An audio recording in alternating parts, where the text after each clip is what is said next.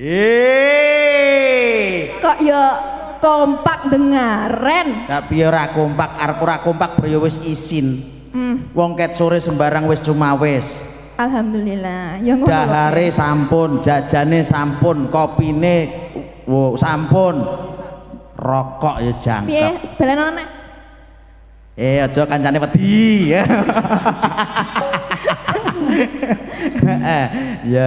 Ya ini kok ya wis njaluk diimbangi katresnane lho ya ampun. Lah iya suwira petuk ki engke apa? Ayo nek imbang ngono. Iya.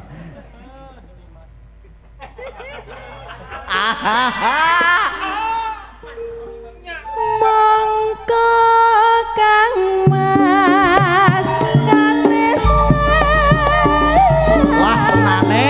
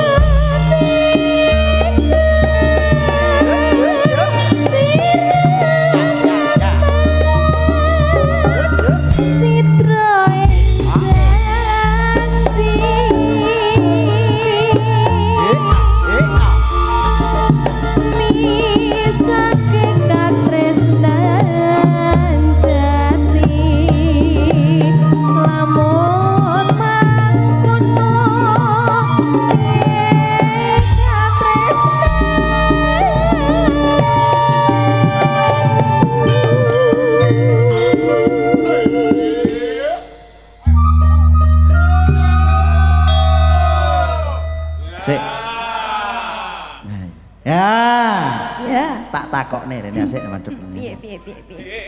Jane piye katresnanmu piye Mas Rompi? Wis. Piye katresnanmu piye jane? Ndak, aja ndak. Iki wis terus terange pumpung kabeh menyaksikan ya toh. Piye katresnanmu piye ngono lho. Saiki ditakoni. Piye katresnanmu? Kok dia besti ya Mas ya? Besti. Loh. Banyak cerita awalnya besti akhirnya sehati. Iki diungkap ning kene apa ora?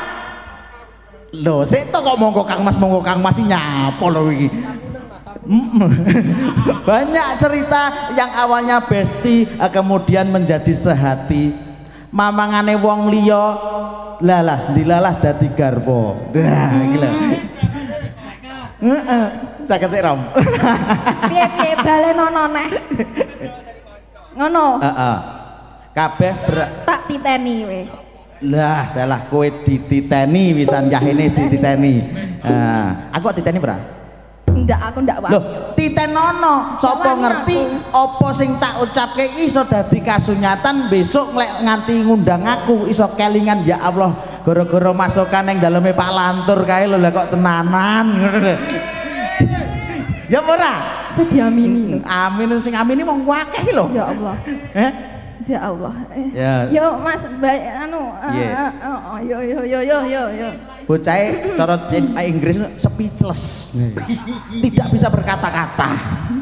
Lah timbangane keterusan kok malah dadi suwi, malah dadi curhat kok ya. Nyapa lho pancen ning kene kudu suwi lho. Oh ngono ya. Ning kene sedih lho, rugi sing nanggap. Ora maksud iki. Piye? Waktu itu terbang sia-sia untuk mendengarkan curhatku. Tidak ada yang sia-sia di dunia ini karena semua yang terjadi itu adalah salah satu garis ilahi. Nah, ya ora. Ya wis monggo Mas. Iya. Omong neh, aku tak munggah neh iki kok. Suwi-suwi aku kuru mulai kok kene. Ayo.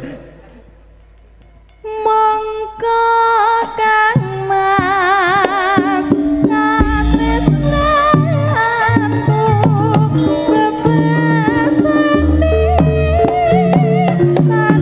Oh